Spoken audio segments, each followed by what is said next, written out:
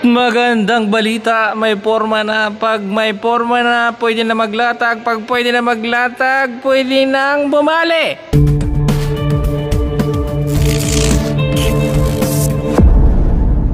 Naglalatag na rin ako ng pipe patas ng bigas. Yun, makikita nyo may mga forma na yan. So, check natin yung mga inabang natin dito kung mayroon bang nabali. Tawid tayo rito sa kabila. So dito sa part na to, konti na lang din naman yung gagawin dyan. Sa dulo mag-uumpisa na rin sila paikot. So unahin muna yung mga portion na nilagyan na nila ng costeliais para sa mga forma ng slab. So may pipe tayo rito. Yan, pinatagos ko dito sa taas yan kasi dito sa kabilang kwarto yan kukuha ng supply pababa papunta dun sa CR sa ilalim ng hagdan. So bali yan yung landing, no? So doon mamaya punta rin tayo sa kabila, baba tayo rito. Dito sa may baba, dito may mga tukod na rin sila nilagay. So konting-konti na lang yan. Ikot tayo dito banda sa may kabila. May mga marking na rin ako rito para sa mga relocation. At sa pool yan ng lababo. Yan, pipe natin, yan lang yan sa gilid ng biga kasi hindi ko na tinaas. Kasi nga nagpapaikot na sila ng forma last time, so hindi ko na inabol kasi maabala pa sila. Para dire-diretso na sila. Madali na lang naman dugtungan yan. So, dito naman sa dulo, may mga abang na rin ako rito. Para sa mga outlet. Dito sa may master bedroom, all goods na rin to. Nakapag-layout na rin ako sa baba at nakapaglagay na rin ng utility box. Dito naman sa part na to, meron din mga outlet yan sa likod kaso marami pang tambak. So later on, susunod natin yan. Ikot tayo rito banda sa may kitchen, dirty kitchen. So may stair din dito.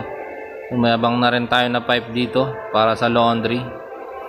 At mga switch sa ilalim ng stair kasi ito yung magiging dirty kitchen nila. So all goods na ako rito.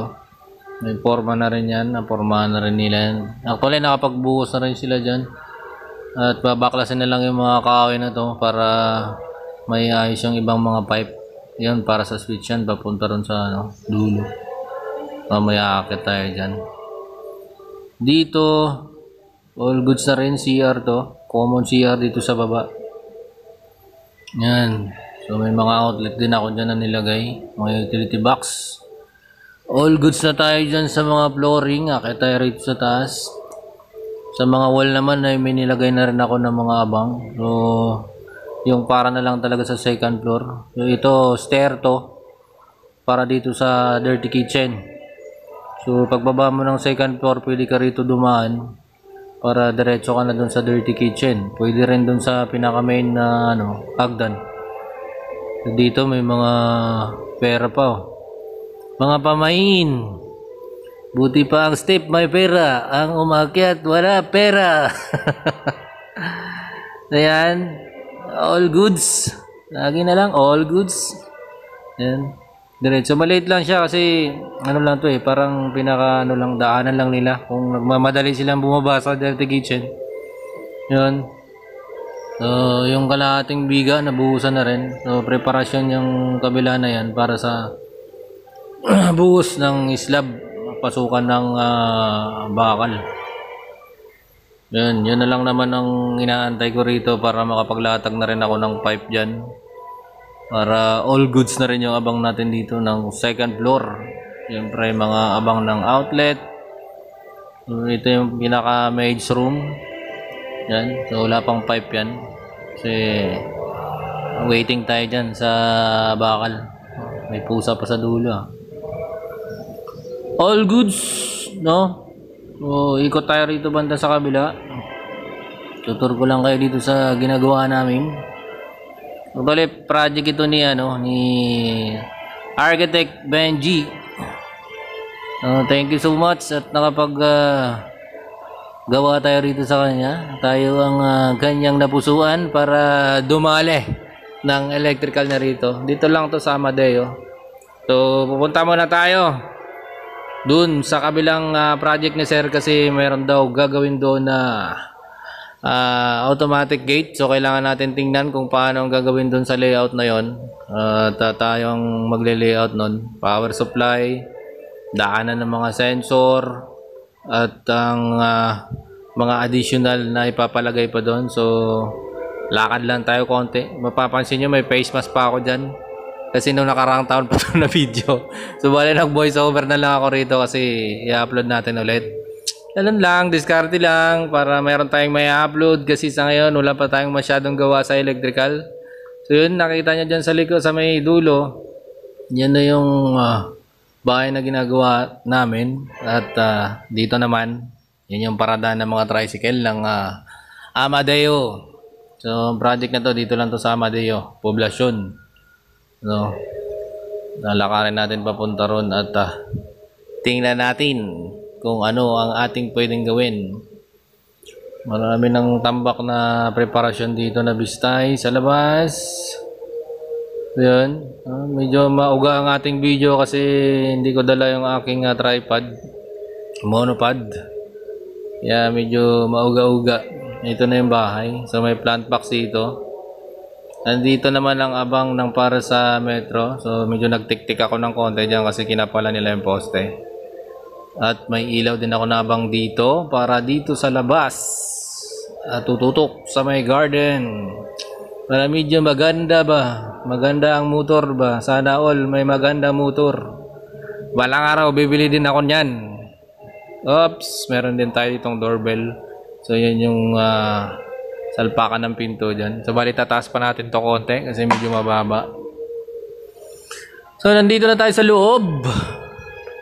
At titingnan natin ang ipapaabang niya rito na electrical. So ayan, may drawing na rito. So yan, magiging square box yan.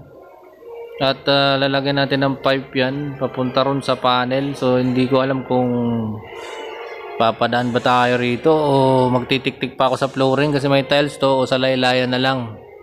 Pero later on titingnan natin kung saan po pwede mas madali at para maayos natin ang layout. So parang hindi pwede rito kasi maraming tambak dito. Ayan, papunta ron, magpapatagos na lang siguro ako rito sa gilid, no? Ayun, kasi may outlet dyan sa loob, may inabang din ako dyan. Yan na lang tayo dadaan. So dito all goods na, mayroon ng tiles at may switch din ako dito na 3 gang para dito sa clean kitchen. Yun, may ilaw pa dyan isa sa gitna eh. So yan yung clean kitchen nila. Pag sinabing clean kitchen, hindi na siya marumi. Diyan ka na mag-prepare ng lulutuin mo. Pag dirty kitchen, doon mo siya hugasan ng mga tanggalan mo ng kaliskis, ganun. So dito may ilaw din dito sa room 1 sa baba, ground floor. All goods na rin. Waiting na lang to para sa mga ibang ilaw pa. Hindi pa dumating kasi wala pa. Ayan, may ilaw din ako nilagay dyan. Dito sa may dining area. Dito naman ang kanilang lanay, no? Living room. Yun, medyo mataas to guys, mga 5 patong na scaffolding yan. Yung living area kasi diretso sa second floor yan. Yun ang stair, napakahusay. Ang ganda talaga ng stair na to. Si Architect Benji yung nag-design nito. So all goods at tingnan natin kung anong kasunod natin gagawin. Magic, yung may pipe na. So hindi ko na napakita sa inyo yung pag-layout diyan kasi napuno na yung memory natin. Sa cellphone diyan may isang nagpalagay ng isang outlet diyan sa plant box at yung pipe na yan diyan ko na nilagay papunta ron sa may panel para iwas na dun sa mga tambak. Siyempre papasok siya rito sa loob ng full box, square box ang ginamit ko dyan. Yung mga branches na yan, interconnection yan ng mga sensor at may control pa dyan sa ibabaw nyan. So nagabang lang ako ng 3-port dyan para dun sa control ng automatic na gate, no? May sensor tapos may mga ilaw-ilaw pa yan. So sila ang magwa-wiring nyan, di na ako. Yun, yan yung mga sensor na yan. sa likod ng pinto. Takpan, tagayin natin to. Yan. Yan, nagpatawid ako pataas ng dalawang pipe para sa interconnection. Mula dito, papasok dun sa taas ng control. Pababa, papunta naman dun sa dulo para sa sensor. Palabas. So, may sensor din yun sa labas para pagpasok ng sasakyan, malapit. Pag malapit na dun sa bungad at mahagip ng sensor, bubukas ang pinto. So dito maglalagay niyan din ng mga control nila. No. Kaya inabang ko na lang yan lahat para preparasyon na yan para sa wiring at control. So sila nang bahala dyan. Yung magkakabit mismo ng kasi package yun eh. Sila ang magkakasa nun, sila na rin magwa-wiring. So dito plant box. So may nagpalagay pa ng outlet dito. Plant box tapos may outlet. So wala lang, sinabi ko lang. Discarding. So yan, ang ganda ng rito, gate. Parang waiting shade. Ganda ng design guys. Ayan, tingnan nyo. May ilaw pa yan dyan. Mataas naman to, hindi naman sa pulang ulo. Pero may abang tayo na ilaw dyan. And, tapos doorbell. Ayos na natin tong doorbell. Gusto na yan. So yun yung maging sensor. So pinalabas ko lang yung pipe. Hindi pa yan yung final. Kasi didikit pa yan dyan sa sa may wall. No, lalagyan pa rin ng utility box yan. Nilabas ko lang muna yan para ma-prepare. All goods. Ganda ng bahay na to guys. Yun, dito lang to sa may Amadeo. Shout out Architect Benji. Thank you so much.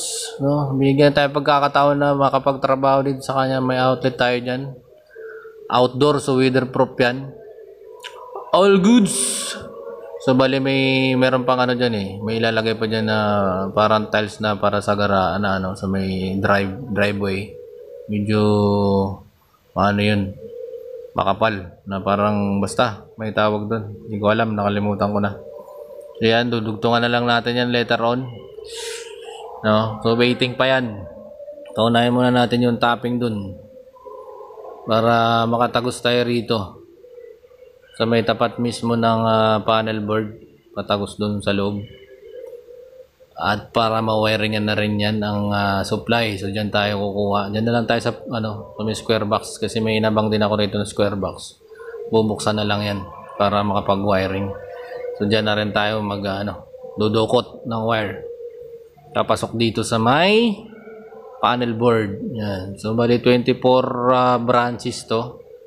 Maraming sirkito kasi may motor pa rito para sa motor pump. No? Kasi dalawang palapag, so medyo may na yung tubig. So kailangan may supply ng pressure.